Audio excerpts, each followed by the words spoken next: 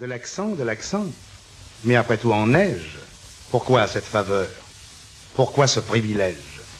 Et si je vous disais après tout, gens du Nord, que c'est vous qui pour nous semblez l'avoir très fort? Que nous disions de vous du Rhône à la Gironde? Ces gens-là n'ont pas le parler de tout le monde. Et que tout dépendant de la façon de voir, ne pas avoir d'accent pour nous, c'est en avoir. Eh bien non, je blasphème. Et je suis là de feindre. Ceux qui n'ont pas d'accent, je ne peux que les plaindre. Emporter avec soi son accent familier, c'est emporter un peu sa terre à ses souliers. Emporter son accent d'Auvergne ou de Bretagne, c'est emporter un peu sa lande ou sa montagne. Lorsque loin de chez soi, le cœur gros, on s'enfuit, l'accent, mais c'est un peu le pays qui vous suit. C'est un peu cet accent invisible bagage, le parler de chez soi qu'on emporte en voyage. C'est pour le malheureux à l'exil obligé, le patois qui déteint sur les mots étrangers. Avoir l'accent, enfin, c'est chaque fois qu'on cause, parler de son pays en parlant d'autre chose. Non, je ne rougis pas de mon si bel accent. Je veux qu'il soit sonore et clair, retentissant, et m'en aller tout droit à l'humeur toujours pareille, en portant mon accent sur le coin de l'oreille. Mon accent. Il faudrait l'écouter à genoux.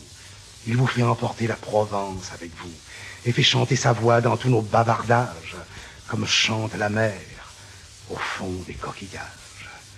Écoutez, en parlant, je plante le décor du torride midi dans les brumes du nord.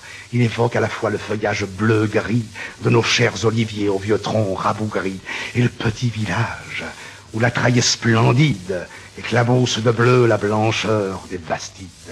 Cet accent-là, mistral, cigale et tambourin, à toutes mes chansons donne un même refrain. Quand vous l'entendez chanter dans mes paroles, tous les mots que je dis dansent la farandole.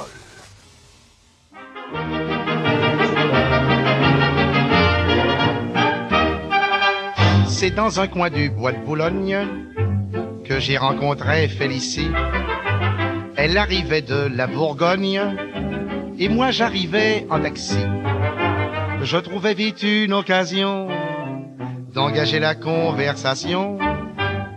Il faisait un temps superbe, je me suis assis sur l'herbe. Félicie aussi, je pensais les arbres bourgeonnent et les gueules de loup boutonnent. Félicie aussi, près de nous sifflait un merle, la rosée faisait des perles. Félicie aussi, un clocher sonnait tout proche, il avait une drôle de cloche. Félicie aussi, afin de séduire la petite chatte, je l'emmenai dîner chez Chartier. Comme elle est fine et délicate, elle prit un pied de cochon grillé.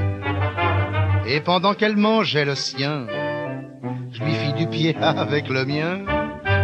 Je parie un homard sauce tomate, il avait du poil aux pattes. Élysée, oh si. Puis une sorte de plat aux nouilles, on aurait dit une andouille. Élysée, oh si. Je m'offris une giblotte, elle embaumait l'échalote. Élysée, oh si. Puis une poire et des gaufrettes, seulement la poire était blette. Élysée,